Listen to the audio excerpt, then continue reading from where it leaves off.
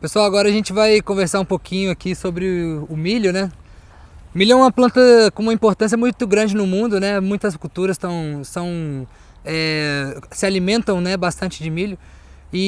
Mas a origem dele é na América Central, mais especificamente no México, né? O pessoal conhece ele como Teocintli, né? O original, né? O primeiro grão, que foi sendo selecionado ao longo da história pelas culturas da América Central e foi sendo modificado, né?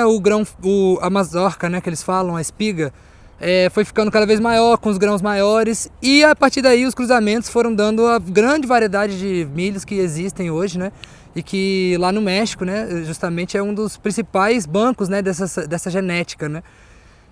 O México é muito importante na cultura do milho, né? Lá o pessoal, tive o prazer de acompanhar e estou acompanhando vários produtores no México e tem uma importância cultural muito grande, né? O pessoal assim, se alimenta basicamente de milho, né? A base realmente da sociedade, praticamente do centro-sul para o México, é o milho, né? E todas as culturas ancestrais também, né? E ficou essa coisa da alimentação, da culinária, né, pré-hispânica, né, em volta da cultura do milho mesmo, né? E tem um montão de fábulas, né, um montão de mitos, né, que não são mitos, né, são histórias da origem realmente para eles. E é isso, assim. O milho é uma planta de extrato emergente da placenta 1, né? Ele é uma planta com um ciclo de vida curto, né? Para milho verde 4 meses, para milho seco, né? Que seria para fazer a massa que eles usam para fazer as tortilhas, os tlacoyos, os sopes, né? São esses alimentos de lá. Já se faz com o grão seco, né? Depois dele ser nixtamalizado, que é um processo que eles usam cal, cozinham o milho no cal, esse grão seco no cal, e depois lava, moe e faz uma massa. Essa massa se faz como se fosse tapiocas, mas feitas de milho, né? É uma coisa muito interessante, né? A cultura do milho lá. Tem tudo a ver com a milpa, né? Que é um sistema tradicional de cultivo que está em toda a América Latina, né? Aqui no Brasil, a minha interpretação disso é que a gente diz roça, né, para milpa, e eles dizem milpa para esse primeiro ciclo de cultivos, e as milpas foram sendo diferentes em cada região da América Latina, né? Na América Central, bastante milho. Na América do Sul teve muita batata, né? Tem mandioca, tem outros elementos dentro da milpa, mas sempre a milpa e os sistemas tradicionais sempre foram muito diversos, né? Nunca foi uma, duas ou três espécies como se conhece, né? O milho, feijão e abobrinha, não é só isso, né?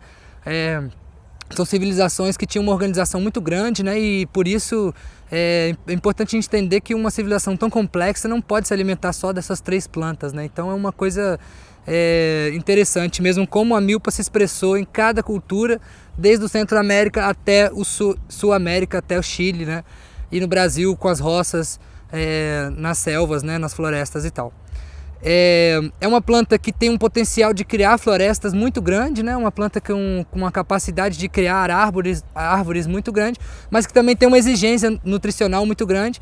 E essa exigência nutricional é que faz com que hoje é tão difícil produzir milho em áreas degradadas sem uso de insumo, né? Praticamente impossível. Muitas áreas hoje estão muito difíceis de produzir milho, é impossível de produzir um bom milho comercial sem o uso de insumos. E assim, as milpas antigas, né, existem dados que os maias em algumas regiões chegaram a ter até 90 espécies na milpa antiga, e obviamente que havia muitas árvores dentro dessas espécies, né? A milpa era um sistema que era rotacional e eles faziam rotações de 26 anos. Eles iam avançando na selva, pouco a pouco, abrindo clareiras, e voltavam 26 anos depois na primeira clareira, né? Então era mais ou menos o sistema, e um sistema super diverso com mais de 90 espécies.